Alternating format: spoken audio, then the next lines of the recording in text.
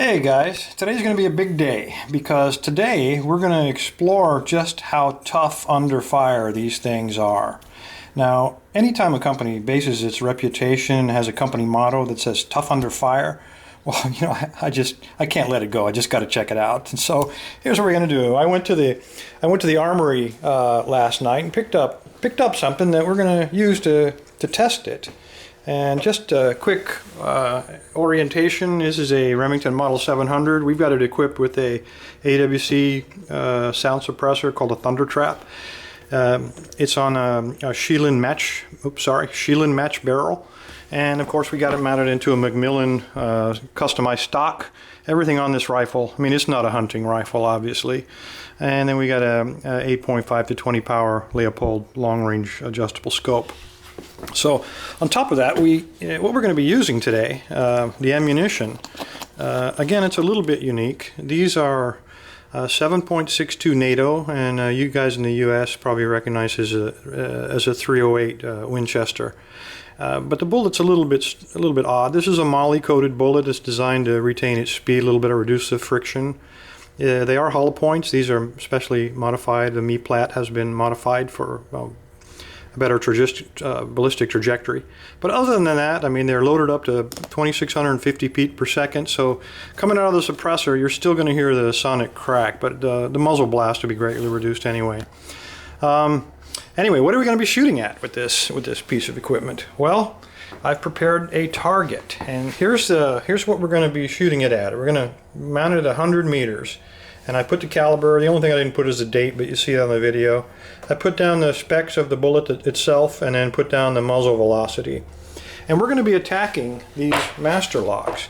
Now you'll notice on the top row I've mounted a aiming point dead center, and that's where I'm going to hold. I'm going to hold dead center on all of the upper row. And the reason I'm doing that is because that's what Master Lock does when they do their advertising. If you've ever looked at any of it and you see that slow motion impact, they always hit dead center.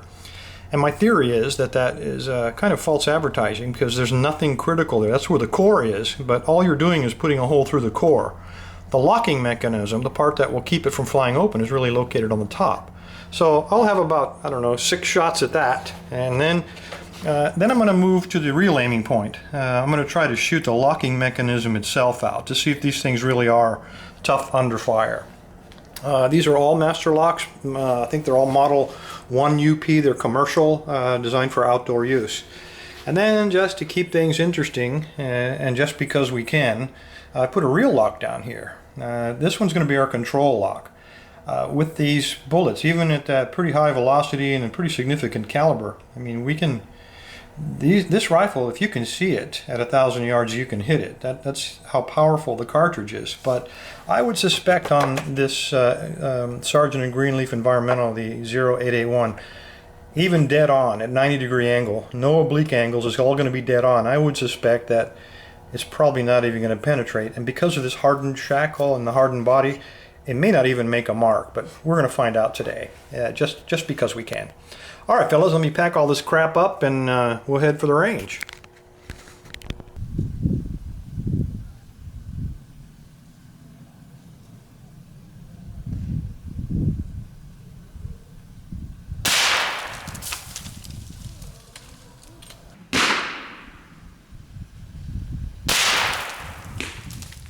Not working the way I planned it.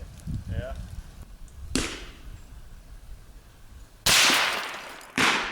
Me.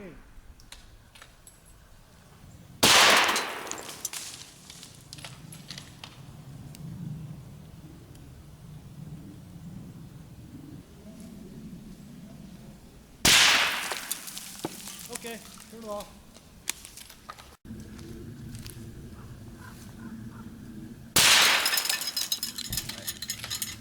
Clear.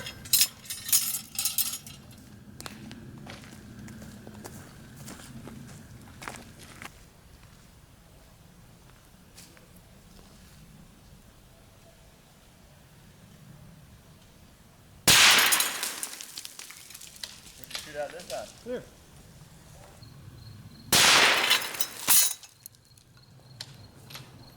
Clear. Okay, it looks like the standard 175 grain Sierra didn't penetrate this Sergeant & Greenleaf 0881.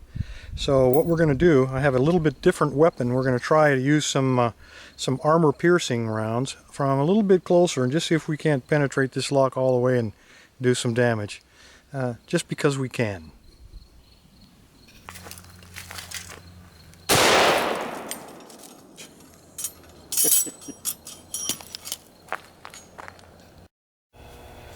Well, things didn't go exactly the way we planned today. We had a couple of little malfunctions. The backing of the locks obviously turned out to be not such a good idea. Next time we do it, we ought to try something like 3/4 inch plywood perhaps, but it didn't affect the result. We adapted, we got it to work, we put these up on the dirt bank, we hung them from the swing bar, and when it was all said and done, of the 9 locks, this is all I was able to find. And these are the 3 that I hit just a little bit low.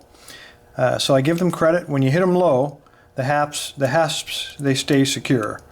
But I have to tell you, I was very surprised by the amount of damage that was done by 308 at 100 meters.